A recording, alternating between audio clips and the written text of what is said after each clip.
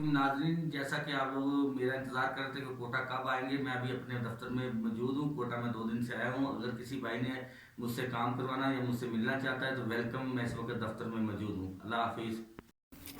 ये 1 किलोवाट का सिस्टम है, ये आप चलता हुआ देख रहे हैं। ये डायरेक्ट पीटर इंजन के साथ भी चल सकता है, ये देखें।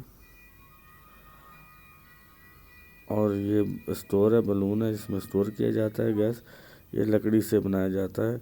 इसमें सिस्टम में लकड़ी डलती है और भूसा डलता है और वगैरह बूरा वगैरह लकड़ी का, इससे बनाया जाता है। इससे बड़े प्लांट भी हैं, 20 किलोवाट, 25 किलोवाट, 50 किलोवाट, 100 किलोवाट के ये गैस। और ये गैस डायरेक्ट पीटर इंजन को भी चलाती है, पेट्रोल इंजन को भी चलाती है। ये आप चलता हुआ गैस देख रहे हैं।